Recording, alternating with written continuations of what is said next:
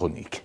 Aujourd'hui, nous allons parler d'un sujet hyper important pour l'Afrique. Il s'agit de l'aide de manière générale et de l'aide publique au développement de manière particulière.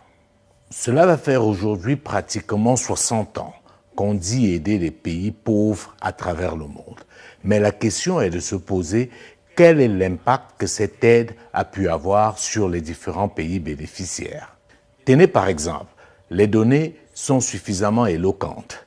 Selon l'altermondialiste Alain Toussaint, en 1970, seulement 10% de la population des pays bénéficiaires vivait avec moins d'$1 par jour. Aujourd'hui, on est à 70% de la population de ces pays qui vit avec moins d'$1 par jour. Ça veut en d'autres termes dire que depuis 60 ans qu'on dit aider les pays pauvres, on a plutôt contribué à les appauvrir davantage. Les populations sont encore plus pauvres qu'il y a 60 ans, ce qui est totalement incompréhensible. Il est définitivement clair que nous devons, notamment nous autres Africains, arrêter de croire et d'attendre de l'aide. Cela n'existe pas, c'est un leurre. Et pour reprendre l'ONG 1 puissance 55, qui est un think tank africain qui a sérieusement travaillé sur la question, l'aide publique au développement est un fake news.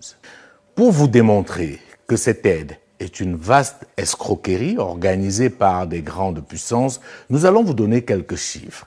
Tenez par exemple, l'enveloppe globale de l'aide publique au développement distribuée à travers le monde, il y a de cela 2 ans, était de 166 milliards de dollars. Une enveloppe, somme toute, ridicule. Dans les un peu plus de 166 milliards distribués au titre d'aide au développement, 163 proviennent essentiellement des pays occidentaux, comme par hasard. En plus de cela, il faut noter que 23,7 milliards de dollars restent dans ces pays donateurs-là. Et ils expliquent cela par justement le financement de l'administration de l'aide et l'aide qu'ils apportent généralement aux réfugiés. Donc, quand on parle d'enveloppe de l'aide publique au développement, il ne faut pas croire que ce sont les chiffres annoncés qui sont effectivement débloqués. Mais là n'est pas le plus intéressant. Ce qui est le plus intéressant, c'est de savoir que quand on vous parle d'aide, il ne s'agit pas du tout de dons. La part réservée aux dons est très minime. L'essentiel de ces aides sont généralement des prêts concessionnels ou non. Donc, il faut arrêter de croire que c'est une manne qu'on déverse dans vos États pour vous amener à sortir de la pauvreté. Que nenni, c'est du vrai bluff. Tenez par exemple, en 2020, la France a débloqué 12 milliards d'euros à titre d'aide publique au développement. Mais en réalité, il faut savoir que 80% de ces 12 milliards d'aides accordées par l'Agence française de développement étaient des prêts sous conditionnalité. Car, en d'autres termes, les véritables bénéficiaires de l'aide, ce sont les pays dits donateurs. Puisque ces prêts, qui sont généralement accordés au taux d'intérêt du marché, ne vous sont pas donnés directement. L'essentiel des entreprises qui vont bénéficier des travaux réalisés par ce qu'ils appellent aide vont encore être des entreprises originaires des pays donateurs. Une fois de plus, prenons le cas de la France avec l'Agence française de développement, l'AFD. En 2020, les entreprises françaises ont raflé 320 des 495 contrats de marché public, selon une enquête de Mediapart et de Disclose. En réalité, ce sont encore les entreprises françaises qui bénéficient de ces aides-là.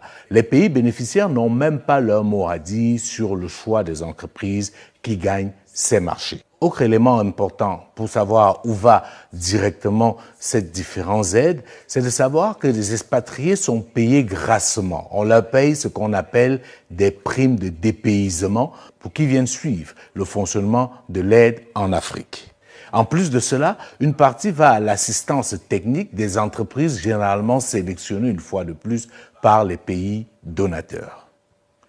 Et comme d'habitude, voyant que l'aide est de plus en plus décriée sur le continent africain par exemple, les pays donateurs vont décider de changer de stratégie, puisqu'on a très bien compris au regard de ces premiers éléments qu'il s'agit de tout sauf de l'aide.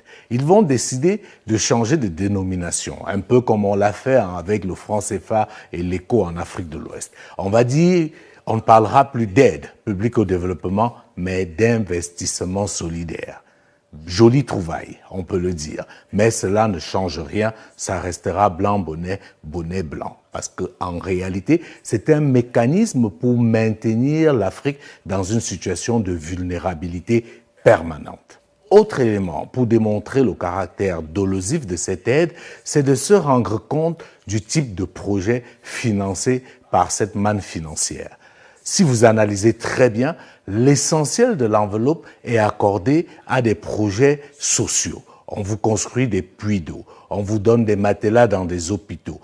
Aucun projet d'envergure qui puisse vous permettre de vous développer. L'aide, par exemple, préfère vous construire des salles de classe pour des écoles primaires, pour apprendre à nos enfants à faire de la récitation, au lieu d'aider l'université, vecteur de la recherche et de l'innovation. Vous n'allez pas voir que dans ces aides-là, on met de l'argent comme il faudrait pour pousser les Africains à être autonomes, à créer, à innover. Bien plus, cette aide est utilisée également comme un instrument de chantage diplomatique. Quand vous analysez, vous vous rendez compte que la plupart des pays qui bénéficient le plus de l'aide, ce sont des partenaires ou des alliés stratégiques des pays donateurs. Si on prend l'exemple d'un pays comme le Niger reçoit énormément d'aide pour la simple et bonne raison qu'on veut profiter de son uranium. Et paradoxalement, les Nigérians, ou alors les dirigeants nigérians, pendant des années, ont préféré se laisser voler leur uranium et aller commander une aide totalement insignifiante qui ne permet pas à ce pays de sortir de la pauvreté. Pour rester sur cet exemple du Niger, une ampoule sur 3 en France est éclairée par l'uranium du Niger, tandis que 80% de la population de ce pays n'a pas accès à l'électricité. Bien plus, depuis des années que l'uranium du Niger est exploité, aucun dirigeant n'a pu imposer ne serait-ce que la construction d'une mini-centrale nucléaire pour aider à résoudre le problème du déficit énergétique de ce pays-là.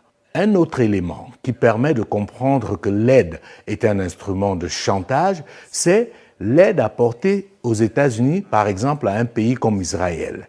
Quand vous prenez l'aide que les États-Unis apportent à Israël, on est dans l'ordre de 176 $ par habitant. A contrario, si vous regardez l'aide accordée par les États-Unis à un pays comme le Bangladesh, il est de 1,7 $ par habitant. Dites-moi, entre Israël et le Bangladesh, qui a le plus besoin d'aide?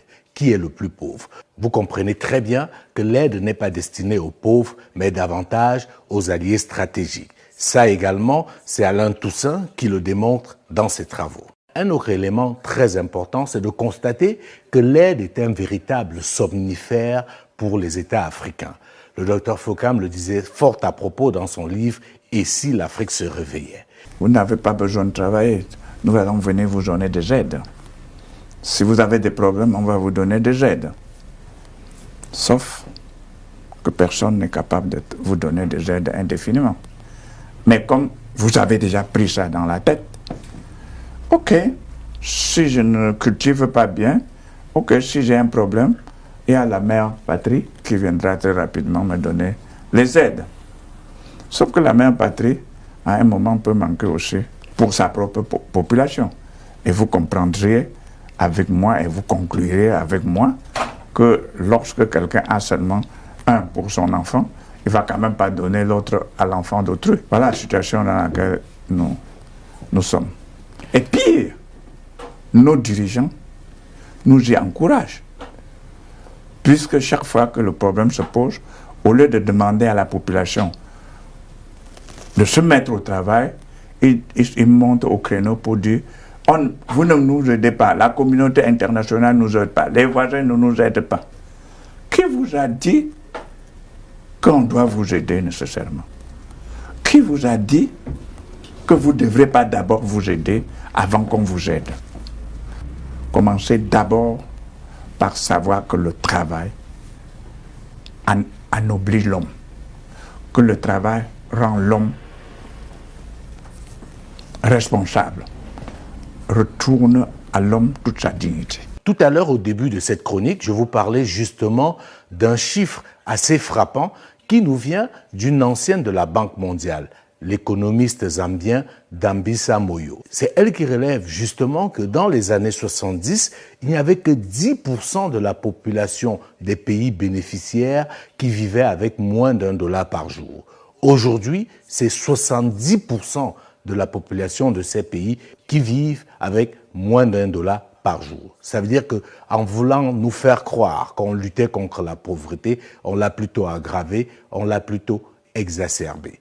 La plupart des pays africains attendent de l'aide. On ne veut rien faire, on ne veut rien entreprendre. Alors qu'il est clairement établi que nous avons énormément de richesses, autant du sous-sol que de la nature. Nous avons des terres arables, nous avons de la ressource humaine, nous avons la population la plus jeune au monde et nous avons le continent le plus vaste.